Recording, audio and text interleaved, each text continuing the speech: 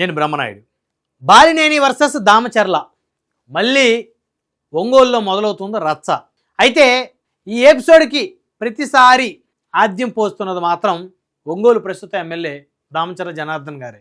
ఎందుకంటే ఒంగోలు అసెంబ్లీలో Damacharla versus Balineni episode ఎన్నికల తర్వాత నుంచి ఊపందుకుంది.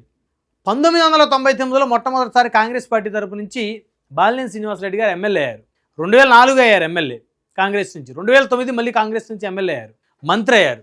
రాజశేఖర రెడ్డి గారు మరణం తర్వాత కాంగ్రెస్కి రాజీనామా చేసి జగన్మోహన్ రెడ్డి గారు స్థాపించిన వైకాపాలోకి జాయిన్ అయ్యి మరి వైసీపీలో పోటీ చేశారు.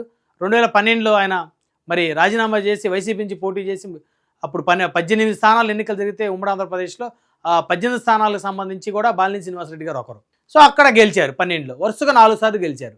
5ఓసారి పోటీ చేసిన క్రమంలో 2014లో మొట్టమొదటిసారి బాలినేని శ్రీనివాసరెడ్డి గారు ఓటమి చెందారు. అది కూడా అప్పుడు కూటమి అభ్యర్థిగా ఉన్నటువంటి దామచర్ల జనార్దన్ గారి మీద. అంటే తెలుగుదేశం, జనసేన, బీజేపీ 3 పార్టీలు కలిసి 2024లో పోటీ చేశాయి. కానీ 2014లో జనసేన పోటీ చేయలేదు. కానీ జనసేన ఓట్ బ్యాంక్ మొత్తం కూడా టీడీపీకి మద్దతు ఇచ్చింది. అదేవిధంగా బీజేపీ కొన్ని స్థానాలు పోటీ చేసింది. అంటే మొట్టమొదటిసారి బాలినేని శ్రీనివాసరెడ్డి గారు ఓటమి ఎక్కడ జరిగింది? కేవలం జనసేన, తెలుగుదేశం కలవటం వల్ల బాలినేని గారు ఓడిపోతూ వచ్చారు. ఎందుకంటే ఒంగోలు అసెంబ్లీ నియోజకవర్గంలో దాదాపు 40,000 ఓట్లు ఉన్నటువంటి సామాజిక వర్గం కాపు సామాజిక వర్గం. అదేవిధంగా దగ్గర 30 నుంచి 35,000 ఓట్లు ఉన్న సామాజిక వర్గం కమ్మ సామాజిక వర్గం. అదేవిధంగా అక్కడ వైశ్య సామాజిక వర్గం ఓట్లు కూడా అధికంగానే ఉంటాయి. సో రెడ్డి సామాజిక వర్గం ఓట్లే చాలా తక్కువ ఉంటాయి. మిగతా సామాజిక వర్గాలతో పోల్చుకుంటే రెడ్డి సామాజిక వర్గం ఓట్లు చాలా తక్కువ అక్కడ. సో కాబట్టి మొదటి నుంచి కూడా బాలినేని శ్రీనివాసరెడ్డి గారికి దాదాపుగా అన్ని సామాజిక వర్గాలు ఆయనకి మద్దతుగా ఉంటా ఉన్నాయి. అందులోనూ మొదటి నుంచి కాంగ్రెస్, తర్వాత వైఎస్ఆర్ కాంగ్రెస్ పార్టీ అంటే బీసీలు, ఎస్సీలు, మైనార్టీలు ఎక్కువ కాంగ్రెస్, వైఎస్ఆర్ కాంగ్రెస్ పార్టీతో నడిచాయి కాబట్టి ఆయనకి ఎక్కడ ఇబ్బంది లేకుండా ఉంది. కానీ 2014 ఎన్నికలు వచ్చేసరికి బలమైన సామాజిక వర్గాలైన కమ్మ, కాపు 2 సామాజిక వర్గాల కలయిక వల్ల పవన్ కళ్యాణ్ గారు తెలుగుదేశం పార్టీకి మద్దతు ఇవ్వటం వల్ల మొట్టమొదటిసారి ఎమ్మెల్యే అయ్యారు దామచర్ల జనార్దన్ గారు. సో 5 సంవత్సరాల పాటు ఆయన ఎమ్మెల్యేగా ఉన్నారు. తర్వాత మళ్ళీ ఎన్నికలు జరిగాయి. 2019 ఎన్నికలు. 2019 ఎన్నికల్లో తెలుగుదేశం విడిగా పోటీ చేసింది, జనసేన విడిగా పోటీ చేసింది, భారతీయ జనతా పార్టీ విడిగా పోటీ చేసింది, అదేవిధంగా వైఎస్ఆర్ కాంగ్రెస్ పార్టీ విడిగా పోటీ చేసింది. అప్పుడు 151 స్థానాలతో వైసీపీ అధికారంలోకి వచ్చింది. తెలుగుదేశం పార్టీ కేవలం 23 స్థానాలకే పరిమితమైంది. జనసేన పార్టీ కేవలం 1 స్థానానికే పరిమితమైంది. సో భారతీయ జనతా పార్టీ 0 స్థానాలకు పరిమితమైంది. సొంతంగా పోటీ చేస్తే దామచర్ల జనార్దన్ గారు బాలినేని శ్రీనివాసరెడ్డి గారి మీద గెలవలేదు. దానికి ఎగ్జాంపుల్ 2 ఎన్నికలు. 2012లో దామచర్ల జనార్దన్ గారు మొదటిసారి ఒంగోలు అసెంబ్లీ నుంచి పోటీ చేశారు బాలినేని గారి మీద. సో ఓడిపోయారు. అదేవిధంగా 2014లో జనసేన మద్దతు వల్ల దామచర్ల జనార్దన్ గారు గెలిచారు బాలినేని శ్రీనివాసరెడ్డి గారు. 2019లో జనసేన ఎప్పుడే తన మద్దతు మరి ఉపసంహరించుకొని సొంతంగా పోటీ చేసిందో అప్పుడు దామచర్ల జనార్దన్ గారు ఓటమి చెందారు. 2019లో బాలినేని శ్రీనివాసరెడ్డి గారి మీద దాదాపు 22,000 ఓట్లు మెజార్టీ వచ్చింది బాలినేని శ్రీనివాసరెడ్డి గారి సొంతంగా. మళ్ళీ 2024 ఎన్నికల్లో తెలుగుదేశం, జనసేన, బీజేపీ 3 పార్టీలు బలంగా పోటీ చేయటం, అందులోనూ జనసేన ఓట్ బ్యాంకు పూర్తిగా ఆ సామాజిక వర్గం పూర్తిగా పవన్ కళ్యాణ్ గారి మాట నమ్మి ఆయన మాట కోసం పూర్తిగా కూటమికి ఓటు వేయటం అనేది తెలుగుదేశం శ్రేణులు కూడా పెద్ద ఎత్తున కలిసి వచ్చింది.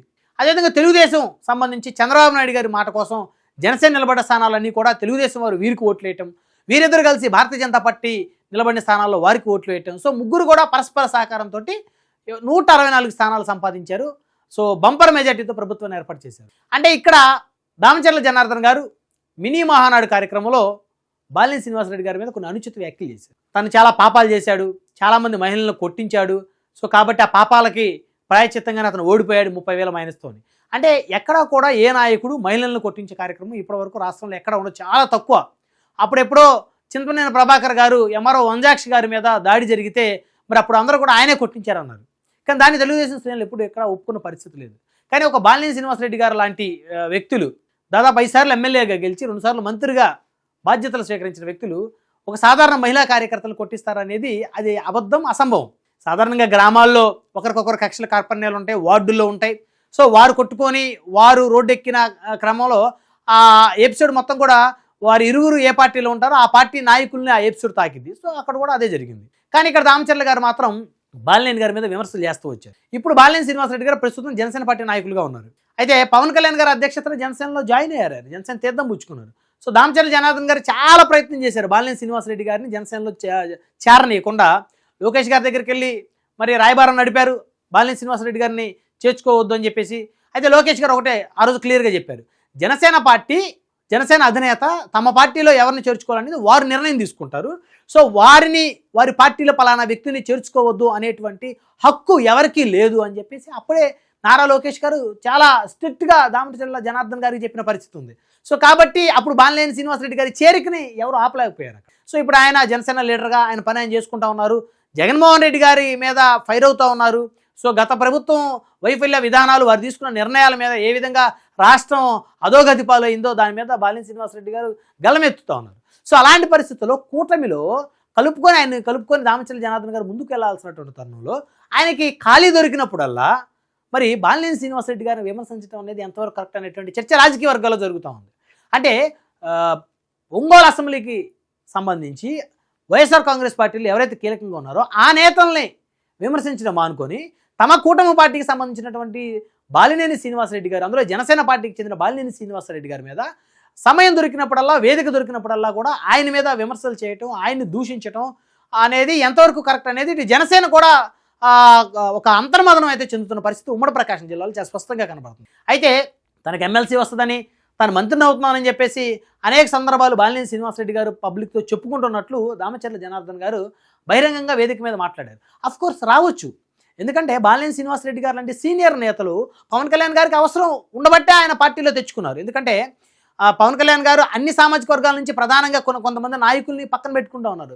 అదేవిధంగా ఆ క్రమంలోనే నాదెండ్ల మనోహర్ గారిని కూడా చాలా ఇంపార్టెన్స్ ఇచ్చి ఆయనతో పాటు ముందుకు తీసుకెళ్లారు. అదే క్రమంలో రెడ్డి సామాజిక వర్గం నుంచి కూడా బాలినేని శ్రీనివాసరెడ్డి గారు లాంటి బలమైన నేతలు ఉంటే ఉమ్మడి ప్రకాశం జిల్లాతో పాటు మరి కొన్ని జిల్లాలో ఆయన చక్రం తిప్పగల పరిస్థితి ఉంటుంది. ఆయా సామాజిక వర్గాలకు సంబంధించిన ఓటర్లని మరి పార్టీ వైపు ఆకర్షించేటువంటి కార్యక్రమాలు ఆయన చేయగలుగుతాడు. గ్రౌండ్లో పట్టున్న నేత 5 సార్లు ఎమ్మెల్యే అయ్యాడు కాబట్టి అలాంటి నాయకుల వల్ల తమ పార్టీ భవిష్యత్తు బాగుంటుంది, ఆ జిల్లాలో తమ పార్టీ మనుగడ సాగించగలుగుతుందని చెప్పేసి ఆయన పార్టీలో తెచ్చుకున్నప్పుడు అదే కూటమిలకు సంబంధించినటువంటి దామచర్ల జనార్దన్ గారు ఆ విధంగా బాలినేని శ్రీనివాసరెడ్డి గారి మీద సమయం దొరికినప్పుడల్లా మాట్లాడేటువంటి మాటలు ఏవైతే ఉన్నాయో అది జన సైనికుల మనోభావాలు దెబ్బతీస్తున్నట్లయితే చాలా స్పష్టంగా అర్థమవుతుంది.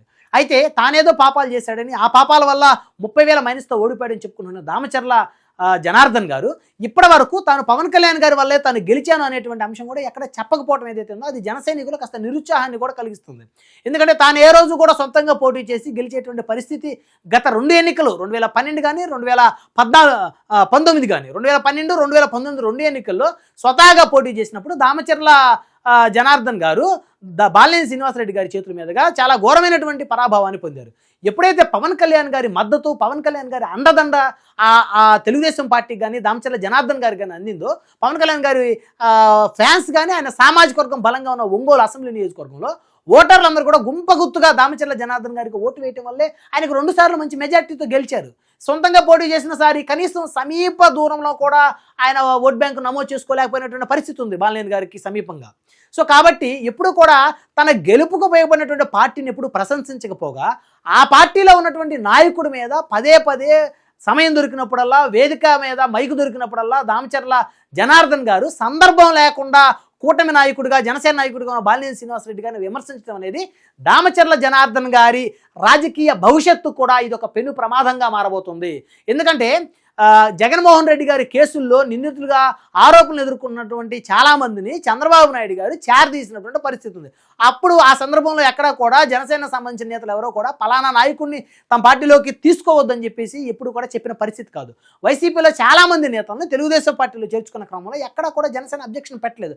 కానీ జనసేన కాస్త ఆ పార్టీని బలోపేతం చేసుకోవాలి, వచ్చే ఎన్నికల్లో కనీసం ఒక 50 స్థానాలైనా పోటీ చేయాలనేటువంటి ఉద్దేశంతో ఆ పార్టీ అధినేత కొన్ని నిర్ణయాలు తీసుకుంటే ఆ పార్టీలో ఉన్నటువంటి బాలినేని శ్రీనివాసరెడ్డి గారు లాంటి నేతల్ని కూడా ఇష్టానుసారంగా దామచర్ల జనార్దన్ గారు లాంటి వ్యక్తులు మాట్లాడితే ఈసారి ఎన్నికల్లో ఒకవేళ కూటమిలో కలిసి మళ్ళీ దామచర్ల జనార్దన్ గారు ఒంగోలు అసెంబ్లీ స్థానం నుంచి పోటీ చేసినప్పటికీ కూడా అక్కడ జన సైనికులు కానీ పవన్ కళ్యాణ్ గారి సామాజిక వర్గం కానీ దామచర్ల జనార్దన్ గారికి ఓటు వేసే పరిస్థితి అయితే ఉండదు. ఇప్పటికే ఒంగోలు అసెంబ్లీ నియోజకవర్గంలో ఆయన పలుమార్లు జనసేన నాయకుడిగా ఉన్నటువంటి బాలినేని శ్రీనివాసరెడ్డి గారిని విమర్శించడం వల్ల జనసేన పార్టీలో అదేవిధంగా పవన్ కళ్యాణ్ గారి సామాజిక వర్గంలో కూడా దామచర్ల జనార్దన్ గారు వ్యతిరేకతను కొని తెచ్చుకుంటున్నారు.